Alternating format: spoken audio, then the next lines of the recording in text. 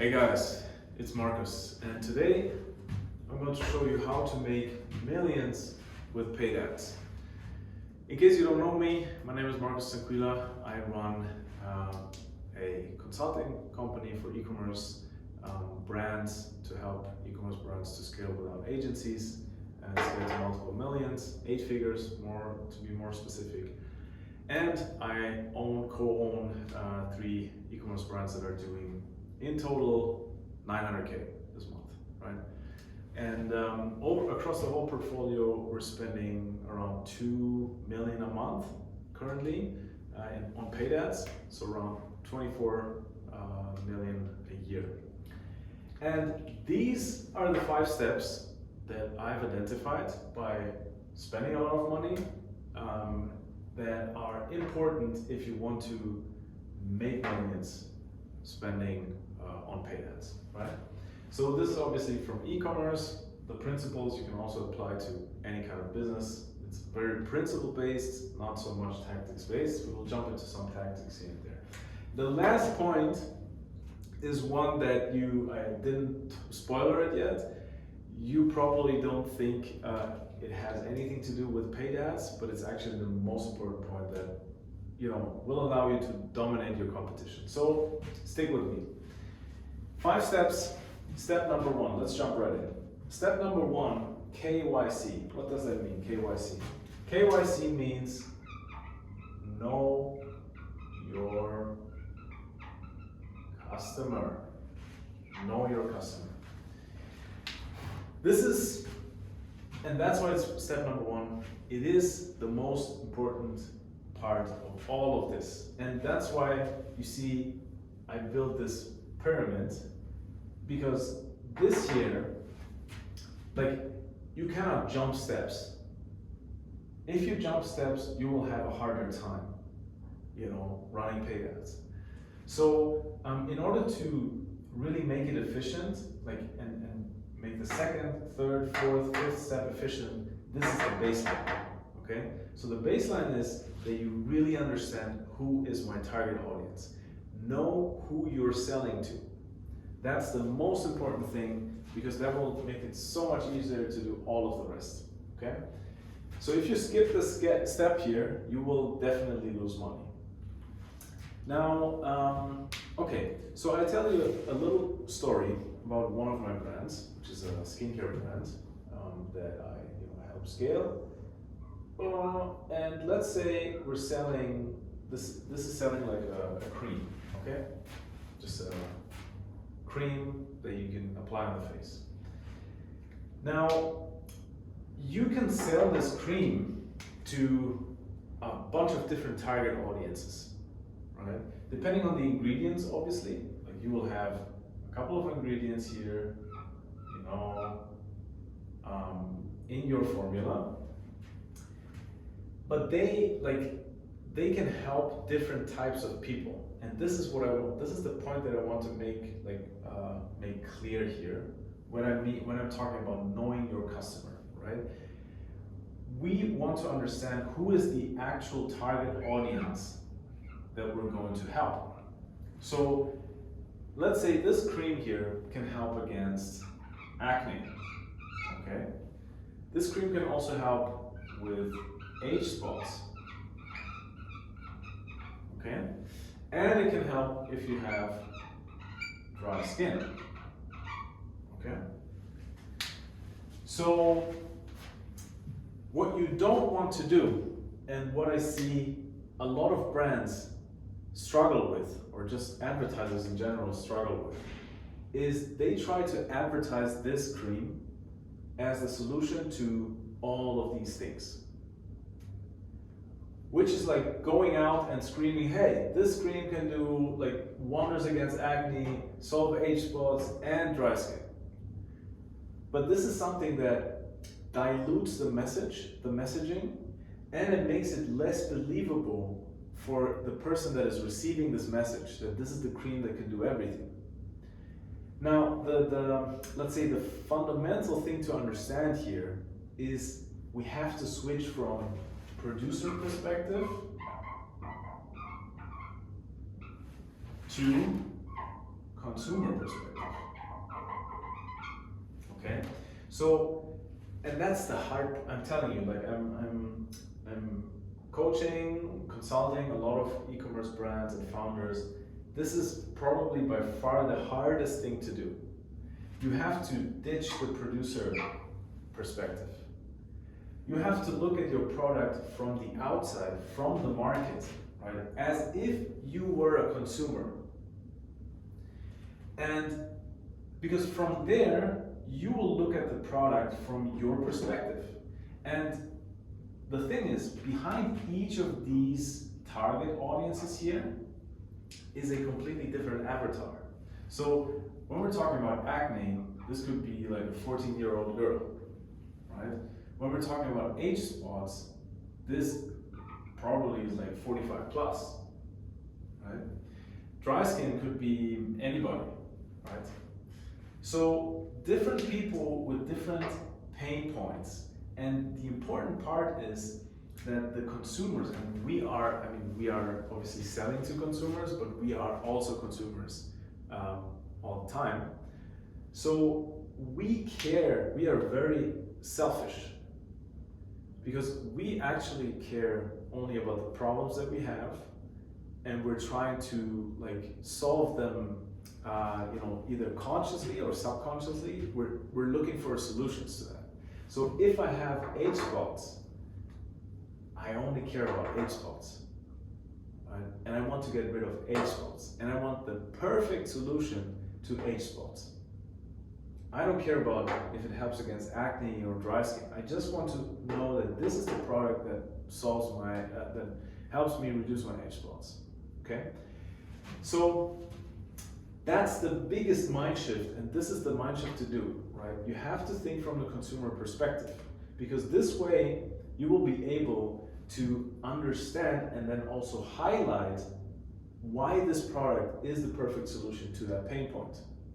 Okay, so you will tell a different story.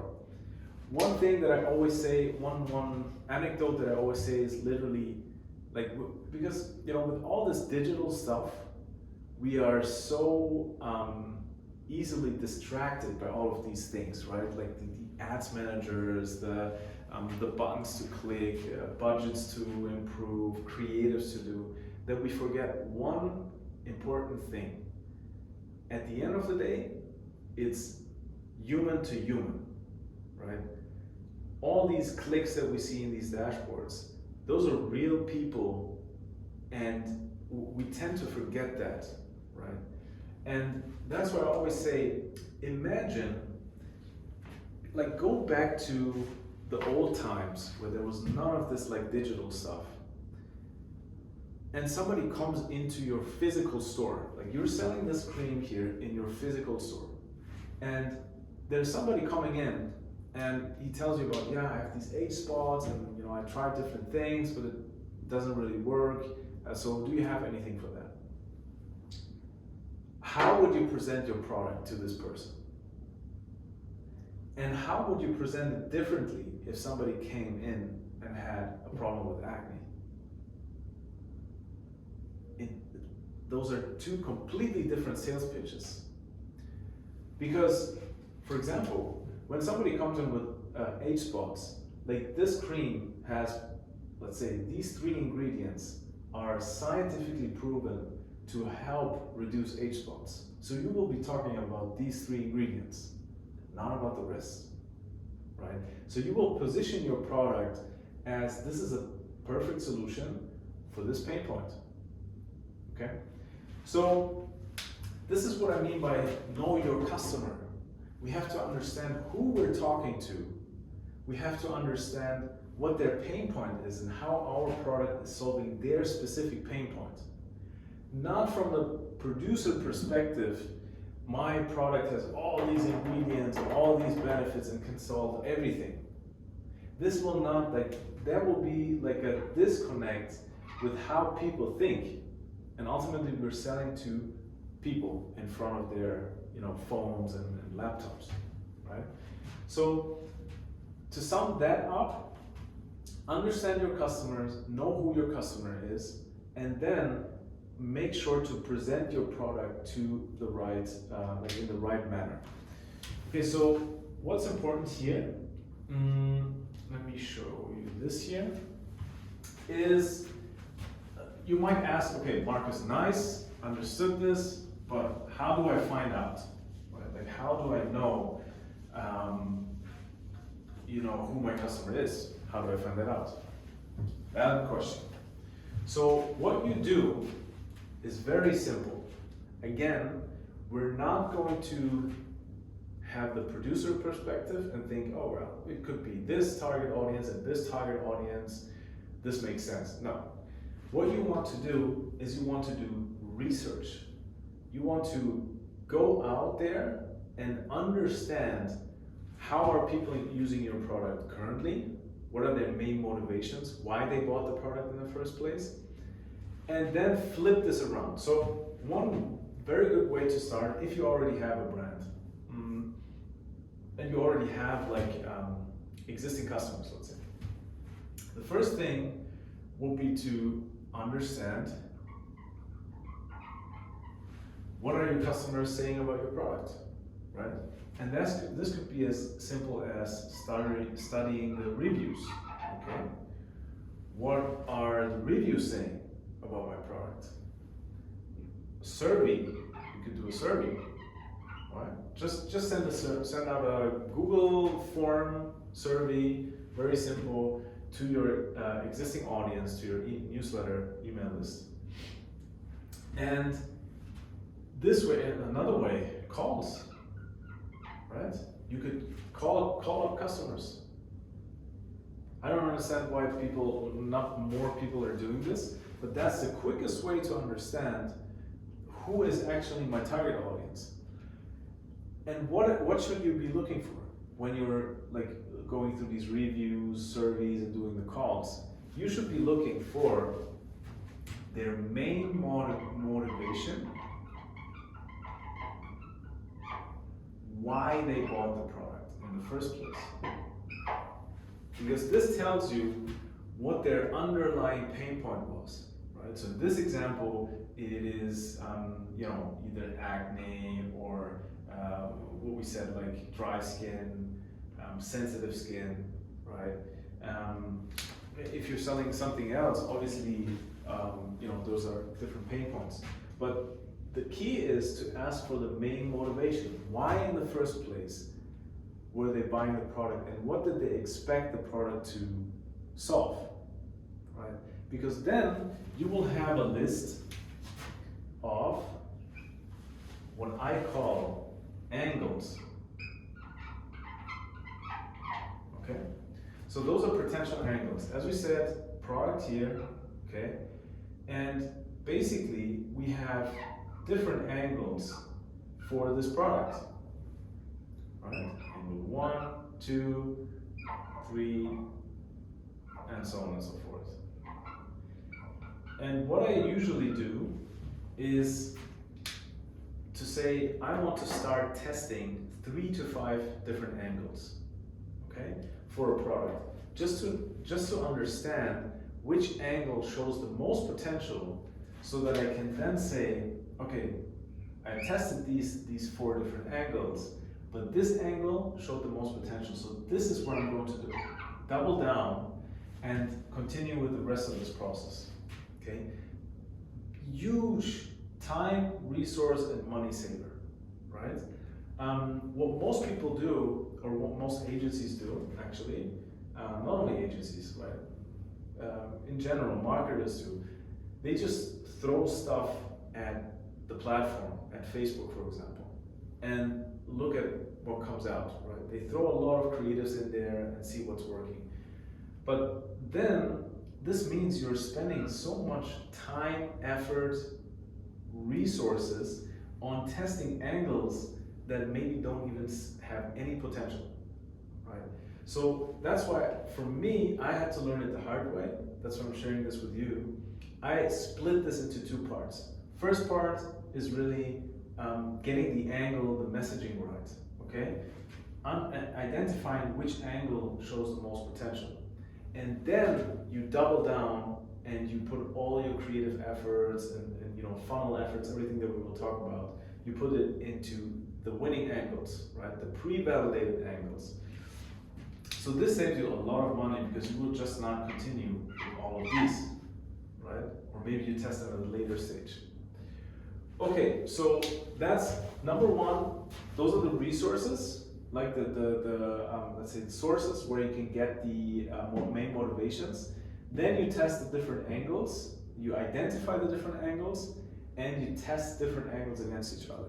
One little trick, just to sum that, like to close this point, is test them with very, very limited resources, right? So what I do, and what I show all of my coaching clients, consulting clients, is basically just testing these angles with simple image ads, right? So those are things like you can do this in Canva in a couple of minutes. It doesn't take you a lot of time. You don't need to spend a lot of money on them, but you get an estimate of which angle shows the most potential. So you will have one creative, let's say here's your product, okay?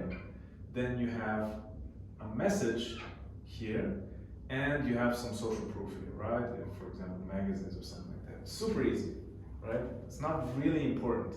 The important part are the messages. So what you do is you have, like, for each angle, you have, I always say, like 5 to 10 different messages that resonate with people in that angle.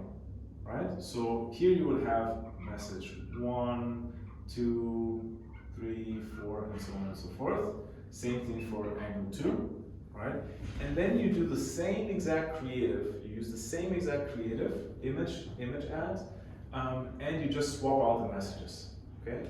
So this way, you're testing, let's say if you have 3 angles and you have 5 messages per angle, you're testing 15 unique creatives to then see which angle performed the best and which message performed best in each angle, okay? So that's just a little trick, a little tactical trick on the side. Example for a message would be, if my angle is acne, somebody would say, and those are more like, with messages I mean more, it's basically kind of like testimonials, where people say, I was struggling with breakouts all the time until I found this product. Okay, so this makes somebody in the angle acne raise their hand. Okay, so this way you actually are able to get data, not just guessing, but you get data on which angle works best for your product, and then have already erased 80% of the angles that are of the paths that are just costing you a lot of money. Okay? So this is the first part. Okay? Know your customer. Okay? We check that off. Next thing. O. What does O stand for? O stands for offer. Okay? So offer is basically, I'm talking mainly about, here I'm talking about the front end offer, right? So which is the first product that people buy from you. And the most important thing here, because we're running paid ads, like we have to invest money in order to purchase somebody, and we want to do it profitably, right? Best case, we want to do it profitably on the first purchase. And as you might know, if you're running ads, and I assume you're running ads, otherwise you wouldn't watch this video, the ad costs are increasing, like year by year. It's getting more expensive to acquire people, right? There's more competition, or yeah, it's just getting more saturated also, the markets. So this is one precondition. Like we have to assume that the prices to acquire people will go up over time, okay? And now, I'll tell you another story. Again, one of my brands, where initially we were selling just one product, and that's what a lot of brands are doing, right? And if you're doing this, then listen up close, because this here will change entirely what you're doing and how you're running paid ads. Let's say this here costs 50 bucks, okay? And we were able to get this, I don't know, to get like a CPA, I don't remember exactly, but a CPA of, let's say, $25, okay? Okay, so $25 CPA, so cost per acquisition. It costs us $25 to acquire somebody that then purchases a cream for $50. So this was our first order AOV, average order value. And this is what I want to talk about now. So this is what I consider a low AOV. Okay, this is the one case, low AOV. Now, this here can work on a lower scale, right? Let's say we're spending like 500 to 1,000 per day. This might be working. Depends, obviously, there's some exceptions, but just in general, when we're thinking long term and our goal is to scale budgets continuously. But at a certain point, if it's 1K or if it's 500 or if it's 2K per day, at some point, the more we increase, or every time we increase the budgets, this here will start to go up. The CPA will start to go up, right?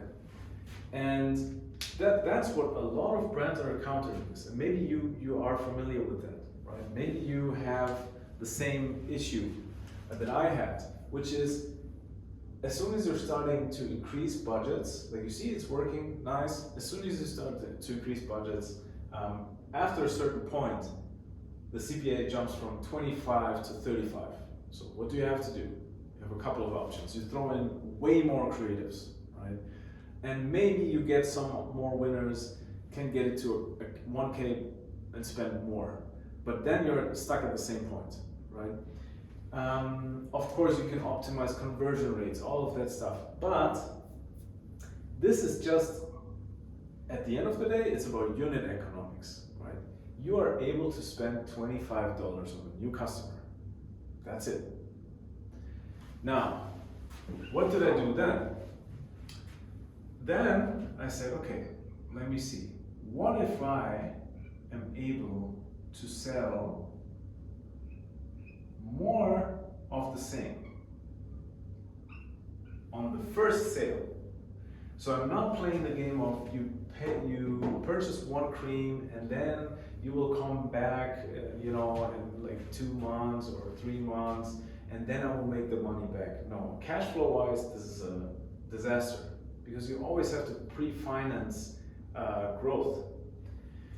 So at the same time, I wanted to go higher here, right? So then I said, okay, why can I not sell more of the same, all right? And let's say we sell it for $100. Okay, so my AOV jumps from 50 to 100, first time AOV. Now, all of a sudden, I'm able to spend, let's say, $45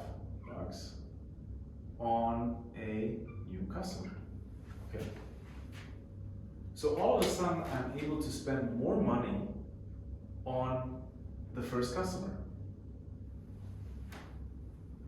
And all of a sudden, it is easier to scale.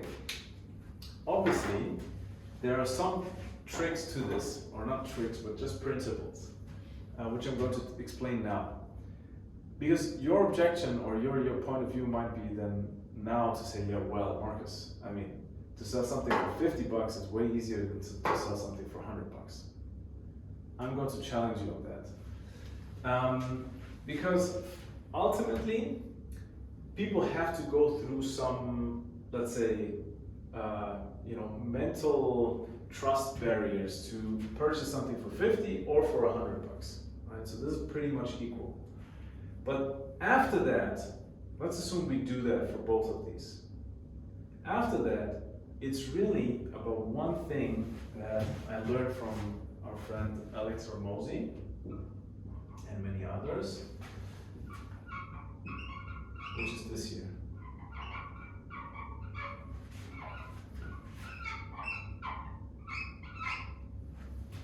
Perceived value. The perceived value has to be bigger. The perceived value has to be bigger than the price. And then the price doesn't matter that much. Our goal has to be we have to create a front-end offer that is so good, you would be stupid to say no to this front-end offer. That's our goal here, right? And I'll show you now how to do that. But this is the basic principle, okay? We don't want to sell low AOV. We want to sell high AOV, which gives us more room when it comes to the CPA. So how much can we afford on the first purchase?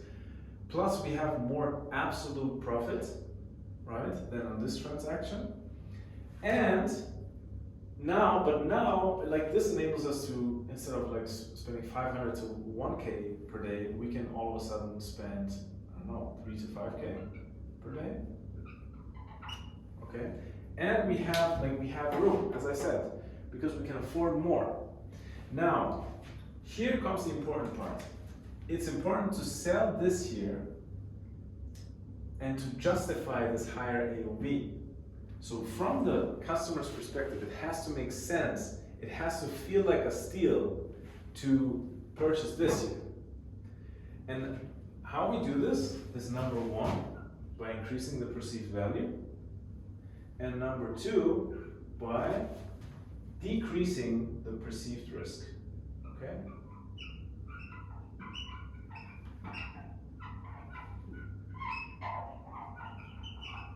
Okay? The perceived value. The perceived value is basically what people think the value of this is, and then they mentally, like in their mind, they compare it to what they actually pay. So when I see here, we have like $100. In this example, this normally would have been $150, okay? But that's crossed out, and they're saving 33%, okay? So this is already a better deal than this year, right? When you compare the perceived value versus the price that you pay. So you get more for what you pay for than what you pay for. What are other things? Obviously price, okay? So one thing is just like price reduced, right? So effectively per cream, I'm paying $33 rather than $50. That's the deal, okay? The next thing is you can even increase it by adding free gifts that have a value by themselves. And by free gifts, I'm not meaning, I'm not saying throw in some like rubbish products or something. No. I'm thinking about, again, this comes back to knowing your customers. When we're talking about, let's say, acne, and we see this is the avatar that works best, then I'm selling this acne cream, and I add a free gift of a, let's say, acne mask that you can put on overnight that is hydrating and make sure that the acne, vanishes even quicker. That's an additional added value that makes sense for the customer, for the target audience. Plus, it obviously has some kind of monetary value as well. Maybe this mask sells for $30 on my store, usually, okay? But I added it for free. So this way, instead of the value of 150, the value would be 180, you see?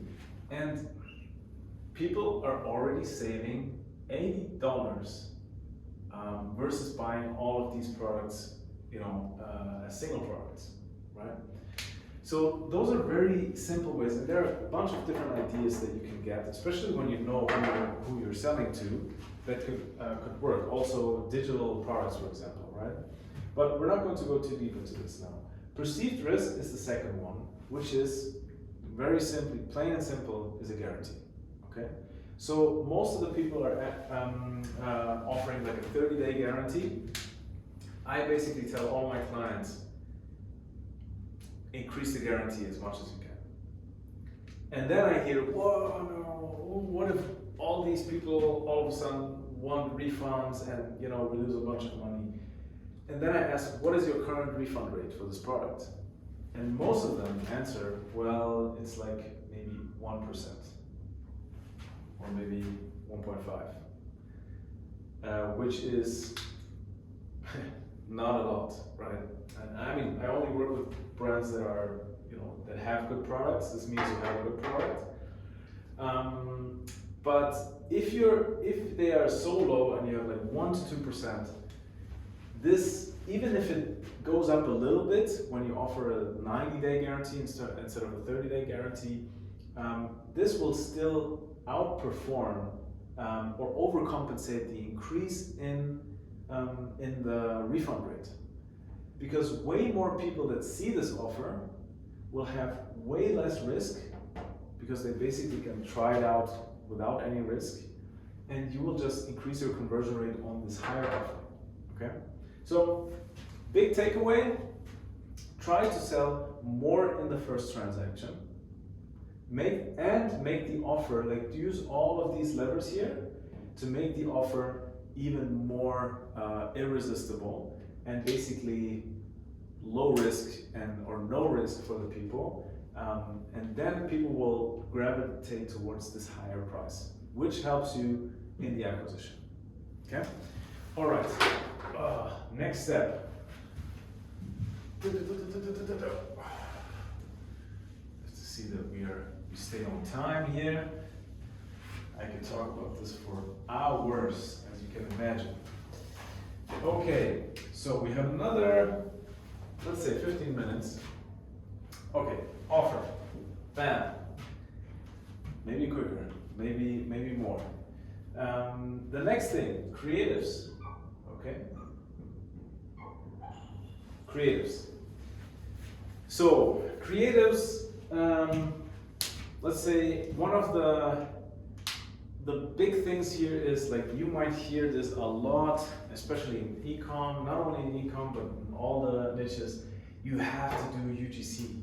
UGC is the only thing that works, and you have to blast out like hundreds of creatives to make it work. I would say this depends. At a certain point, the bottleneck is going to be creatives, yes, okay? But before you get to this point, you have another bottleneck that most of the people don't talk about, which is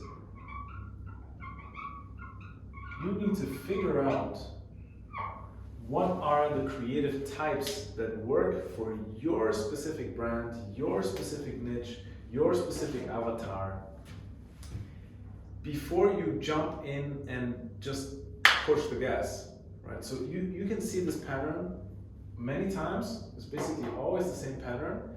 What I want to do is I want to systematically test different options, okay, to then validate them with spending money, to then know, okay, these options are not the way, but these two are the way. So I'm going to go deeper at these.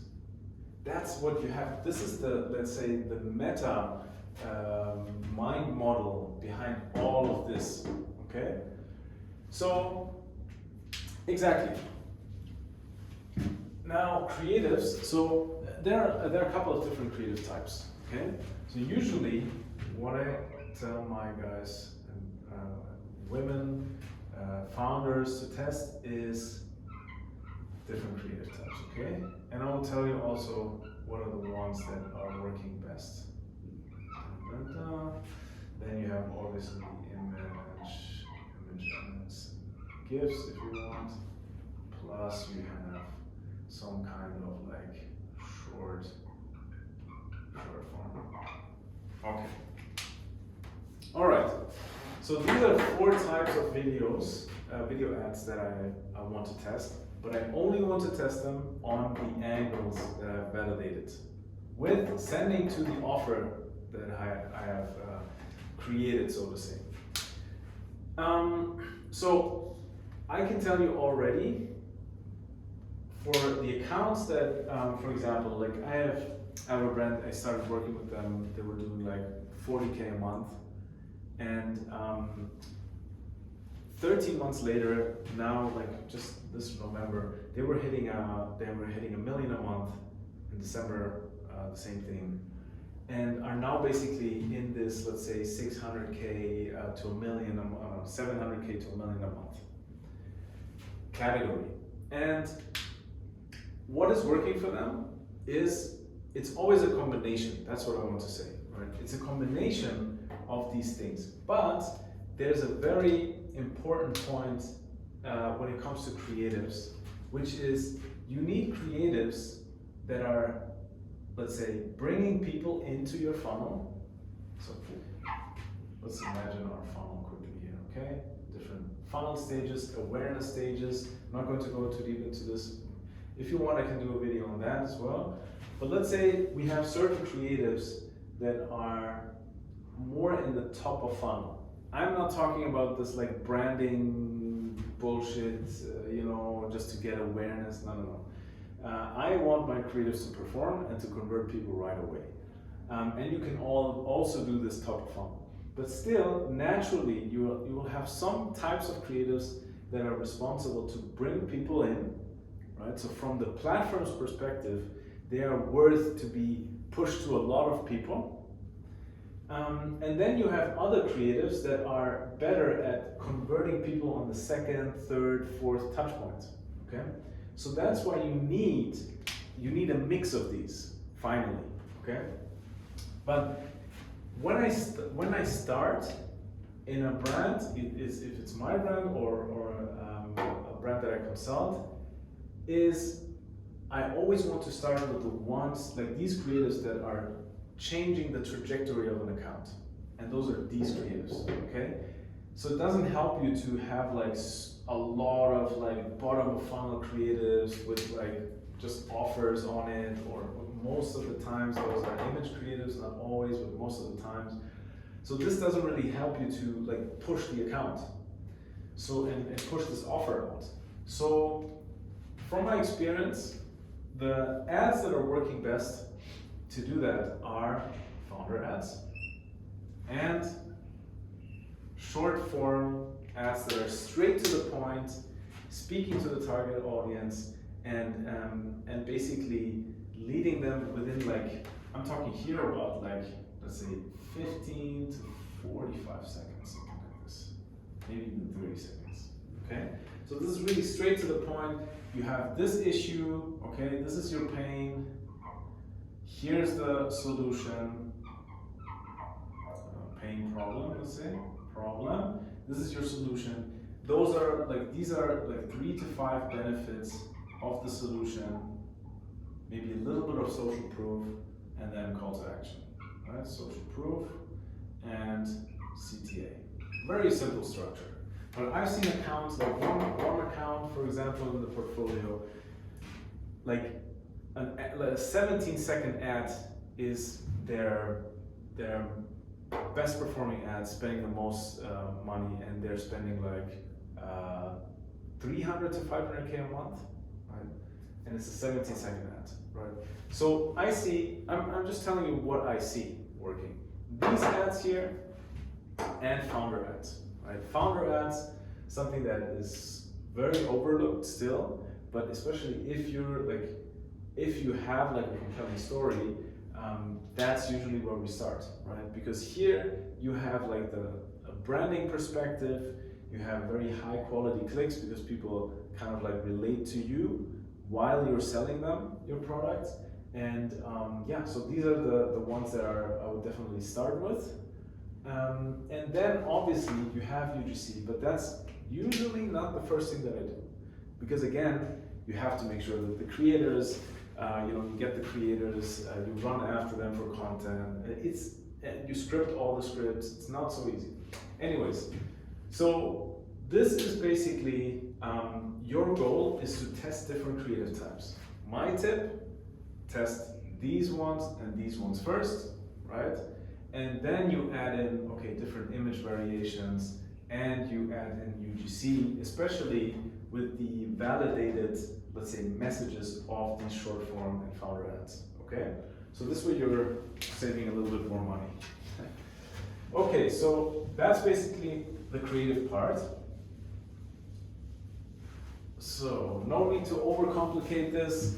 Obviously, once you found the right creative type, then it's about just doubling down on what's working. And what I always say is, once you have, let's say, your creative mix, and you realize, okay, these short form ads are crushing, then I tell the teams of the brands or my own team, okay, we need minimum 3 net new creative types per, or creative concepts per week, okay? Just to get like a base level of volume, so that we have enough to scale the account, to scale the budgets, and to make sure that we have enough creatives in the backlog so that we are not attached to like a single ad that is performing so and so.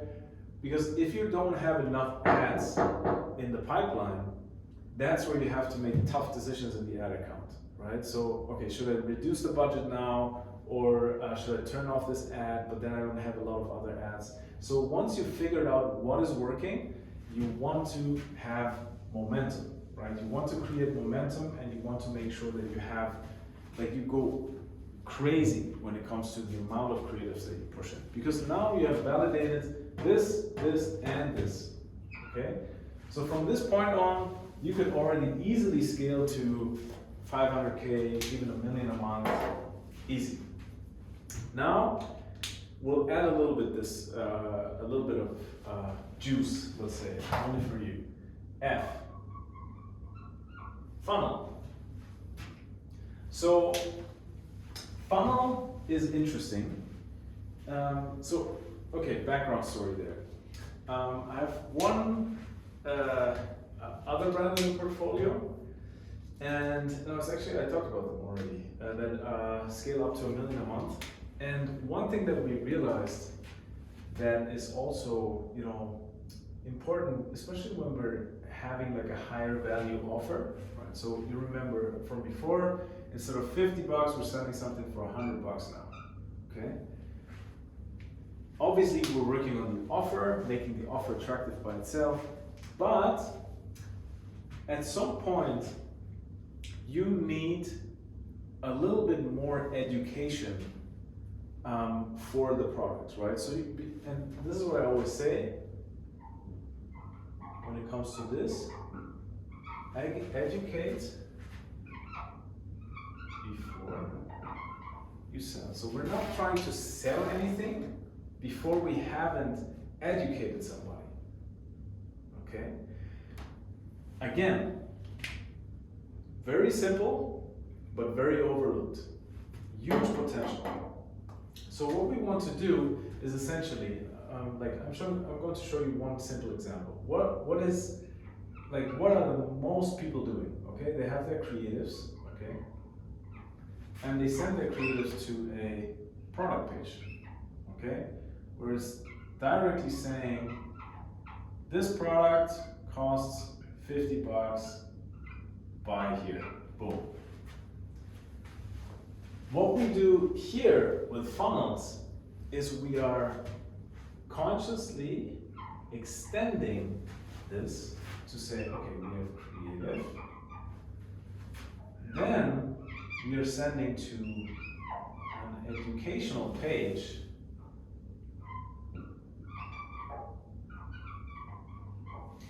and then we're sending to a PDP, okay? Product page. So what we're doing here is as you see, it's an extra step, but we use this extra step to make it clear, to educate people on the value of our product, right? So the idea of this is basically to increase the perceived value again, because we're educating people more about what our product does, why our product is better than other products, right? How it helps people with this specific pain point, how other people with this specific pain point have experience, what their experience is with our product, before we send them to the PDP. One important thing that I would recommend: don't show the price here. Don't show the price. Because we don't want people to jump to a conclusion and say, wow, it's too expensive. Because again, expensive is just a matter of what value do they see in the product. So that's the key thing to understand here, is really educate people before you should even show them the price and before they're ready to buy. Because you have to understand, people don't know you. People don't know who you are.